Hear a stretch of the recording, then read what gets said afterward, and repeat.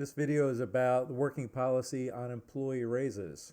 For obvious reasons, we want to make sure that everyone is paid the correct amount, and we also want to make sure that everybody is complete agreement, both management, payroll, and the employee, on exactly what the employee is being paid. We have had cases in the past where there have been hurt feelings, anger, and a lot of dispute over exact pay rates, so we want to try to avoid that.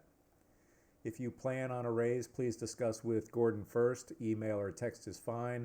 I've rarely said no, but I do reserve the right and may have some questions. I don't ever want to be in a position of a manager saying, well, I've already promised the employee.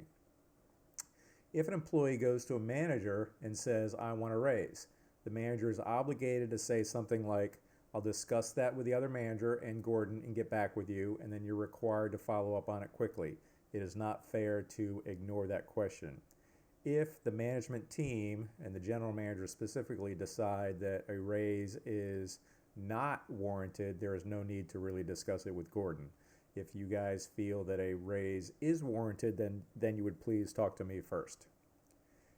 If the raise is okay, a written review needs to be done. This is not a hard and fast rule. If a review has been done recently on the employee, then it's probably fine, but I do want to make it clear with the employee that no raise is free and that all raises come with what are you going to do else, have better, do more of, do differently in order to get this raise. That can be more responsibility, learning a different station, doing things better than you had done before.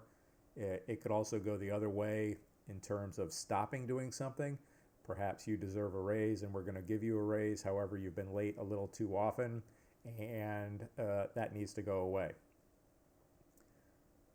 Once the pay raise has been approved, and then you're going to sit down with the employee and tell them the good news that they're getting a raise. It needs to be effective on a payroll starting Monday. I really don't want to do these in the middle of a payroll. You're going to need to specify with us what you negotiate with the employee on the effective date.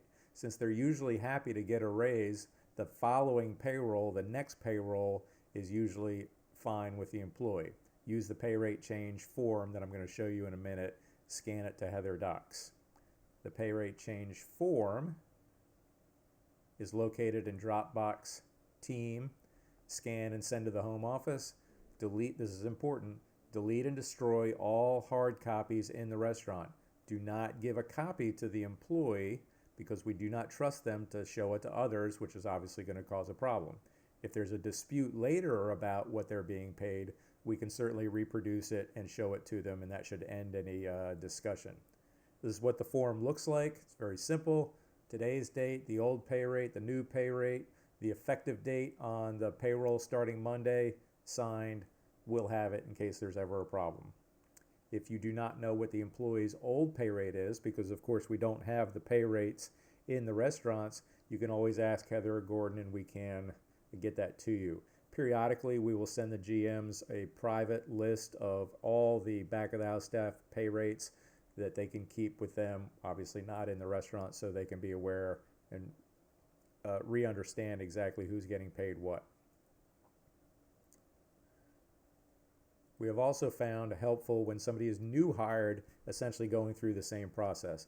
On their cover sheet, you put on their pay rate. Please have them sign off on it. So again, that there is no disputing later what this person was hired at.